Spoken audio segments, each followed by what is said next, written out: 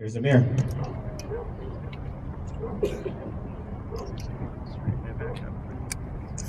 You know, several years ago, I was in New York City, autographing the first book that I had written.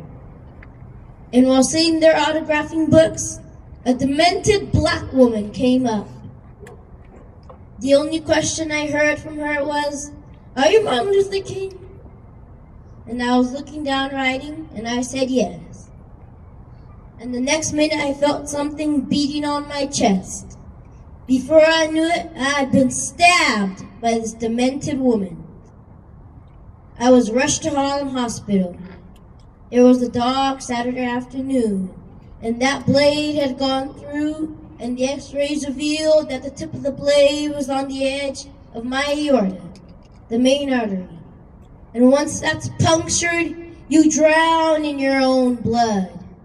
That's the end of you. It came out in the New York Times the next morning that if I had merely sneezed, I would have died. Well, about 4 days later, they allowed me, after the operation, after my chest had been opened and the blade had been taken out, to move around in the wheelchair in the hospital.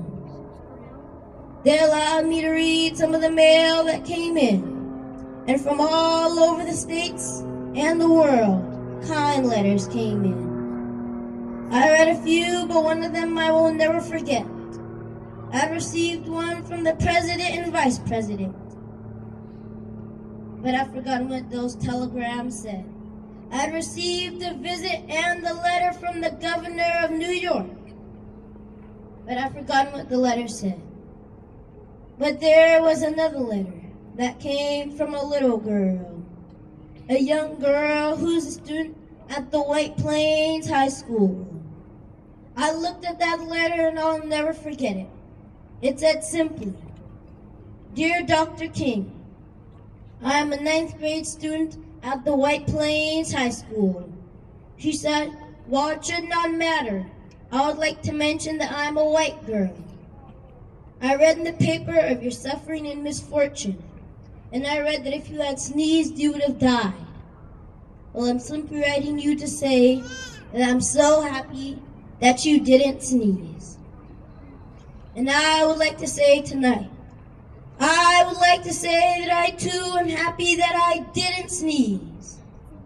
Because if I had sneezed, I wouldn't have been around here in 1960 when students all over the South started sitting in at lunch counters. And I knew that as they were sitting in, they were really standing up for the best of the American dream and taking the whole nation back to those great wells of democracy, which were dug deep by the founding fathers in the Declaration of Independence and the Constitution.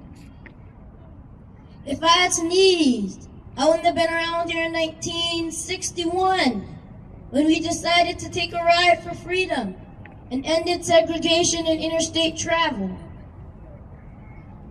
If I had sneezed, I wouldn't have been around here in 1962 when Negroes in Albany, Georgia decided to straighten their backs up. And whenever men and women straighten their backs up, they're going somewhere. Because a man can't ride your back unless it's bent. If I had sneezed, I wouldn't have been around here in 1963 when the black people of Birmingham, Alabama aroused the conscience of this nation and brought to being the Civil Rights Bill.